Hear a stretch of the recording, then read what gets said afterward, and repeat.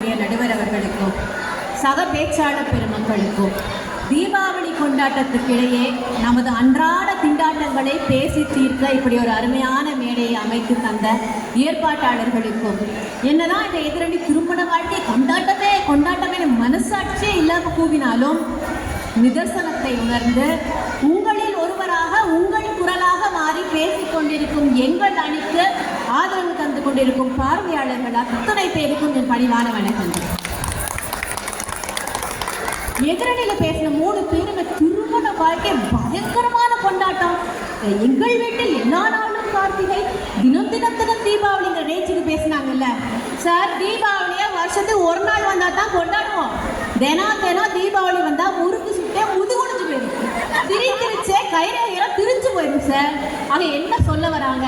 தினம் உங்கள் வீட்டில் தீபாவளி இருந்தால் நீங்கள் என்ன பாடு போடுவீங்களோ அதே பாடத்தான் கல்யாணம் பண்ணிட்டு பண்ணுறீங்கன்னு சொல்லி எங்கள் வேலையை ரொம்ப சுலபமாக்கிட்டு போயிட்டாங்க. அடுத்து ராம்குமார் வந்தார். திருமணம் நடந்த பிறகுதான் உங்க வாழ் காணாம போச்சு, நீங்க 2 காலம் எந்திரிச்சு நடக்காச்சு மனுஷனாவே மாட்டீங்க பேசினார்ல. எல்லா பிரச்சனைக்கும் தீர்வு திருமணம்ங்கிற அளவுக்கு பேசினாரு. ஒன்று சொல்லுங்க, எதுக்குமே உருப்படாத ஒரு உதாரணம். அம்மா அப்பாவாலே திருத்த முடியல.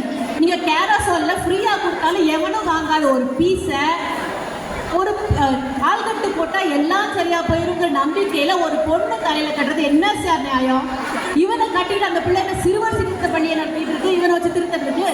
அதுக்கப்புறம் அந்த பிள்ளை வாழ்க்கையில் என்ன கொண்டாட்டம் இருக்கு அப்படின்னு சொல்லுங்க. அதே மாதிரி இன்னைக்கு டேட்ஸ் லிட்டில் பிரின்சஸ் அப்படின்னு சொல்லி ஒரு பீஸை வளர்த்துக்கிட்டு இருக்கோம்.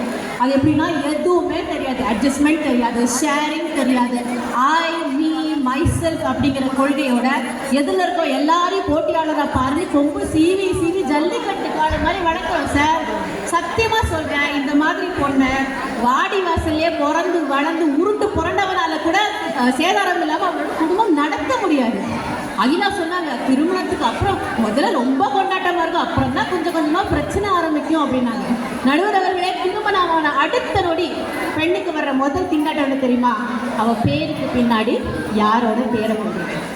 கணவர் பேரை போட்டால் இவ்வளோ நாள் பெற்று வளர்த்த அப்பாவுக்கு நம்ம துரோகம் செய்கிறோம்னு ஒரு குறுகிப்பு. சரி, வழக்கம் போல அப்பா பேரே வச்சு போனால் திருமதின்னு சொல்லி அப்பா பேரை சொல்லும்போது ஒரு சங்கடம். இது ஒரு பக்கம்.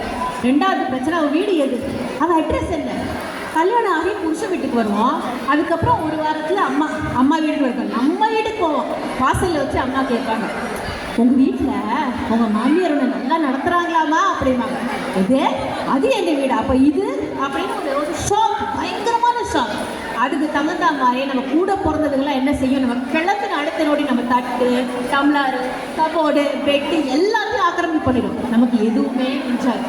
சரி, கணவர் வீடு தான் நம்ம வீடு போல அப்படின்னு அங்கே போனால் நிமிஷத்துக்கு நிமிஷம் எங்கள் வீட்டில் தான் வளர்க்கும், எங்கள் வீட்டில் இப்படி தான் காய் நடக்கும், இப்படி தான் படுப்போம், இப்படி தான் எங்கள் வீடுன்னு சொல்லுவாங்களே தவிர மருந்துக்கு கூட நம்ம வீடுங்கிற வார்த்தை வரவே வராது. ஆக இங்கிட்டும் இல்லாமல் ஒரு அட்ரஸே இல்லாமல் அகதி மாதிரி வாழ்கிற வாழ்க்கையில் என்னத்தை கொண்டாட்ட கட்டாங்க இவங்க உங்களுக்கு தெரியலை. நடுவர்களே, பெண்கள் இந்த மாதிரி சில திண்டாட்டங்களை சந்திக்கிறாங்கன்னா ஆண்கள் அதோட பெருசு.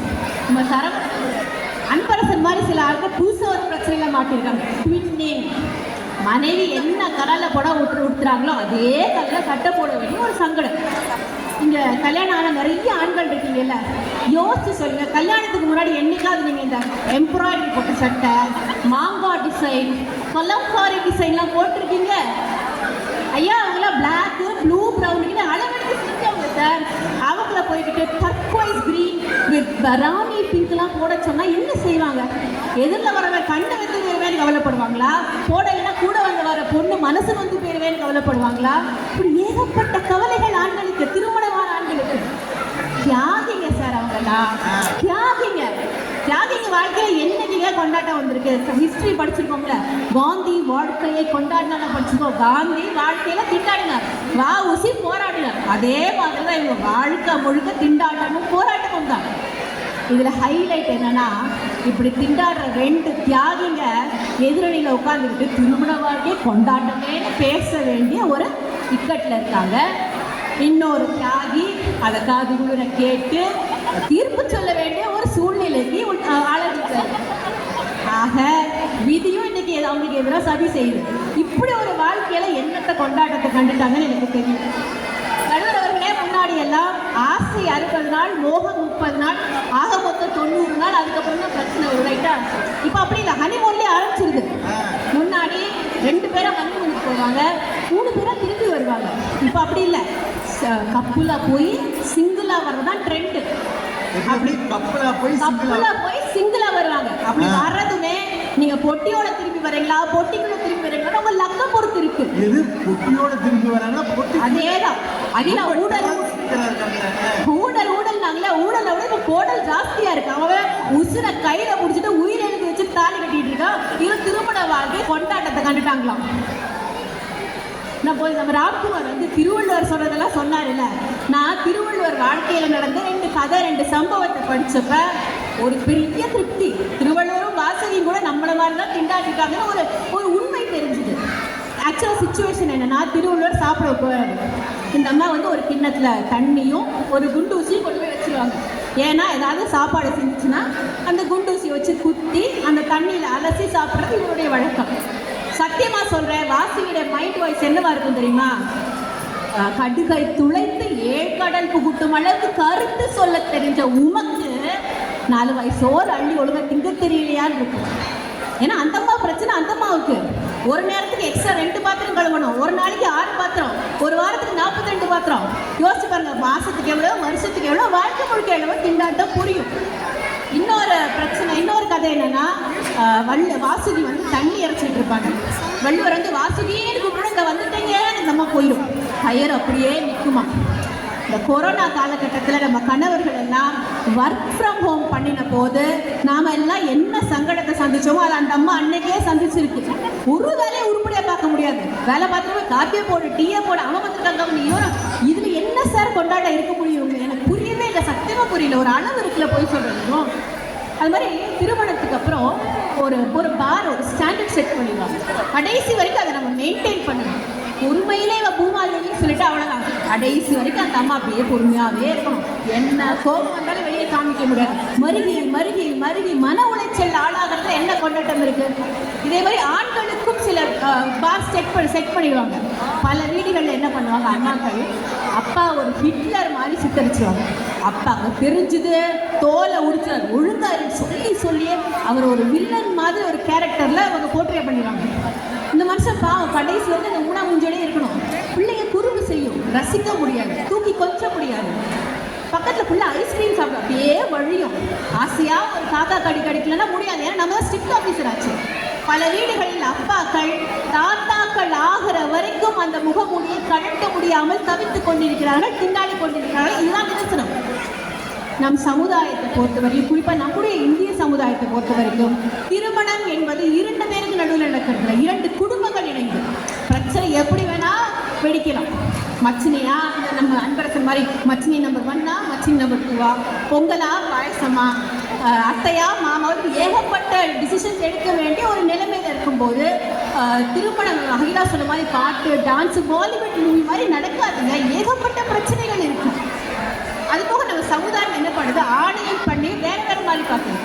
ஒரு பெண் என்னுடைய கணவன் தான் எனக்கு எல்லான்னு சொன்னா அவனும் மதிக்கப்படுகிறார்.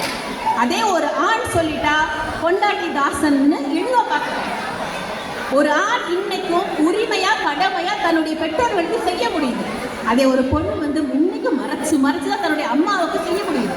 அப்போ இந்த பாகுபாடுகள் இருக்க வரைக்கும் திருமண வாழ்க்கையில் திண்டாட்டத்துக்கு குறைவே கிடையாது. அதுக்காக யாருமே கல்யாணம் பண்ணிக்காதீங்கன்னு சொல்ல மாட்டேன், தைரியமா பண்ணுங்க. நம்மெல்லாம் யாரு, புலிய முரத்தால அடித்து விரட்டிய வீரத்தமிழச்சின் பரம்பரையில வந்தவங்க.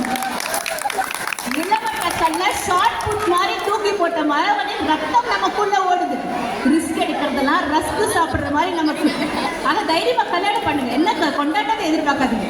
கொசுவோட வாழ பழகணுமா, கொரோனாவோட வாழ பழகணுமா, அதே மாதிரி திண்டாட்டத்தோட வாழ பழகுவோம்.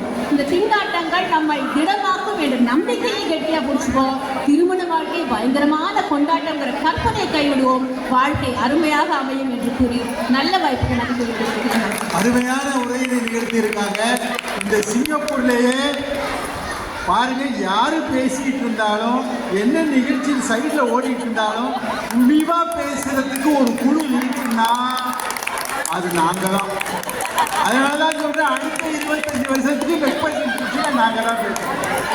ரொம்ப சந்தோஷம்.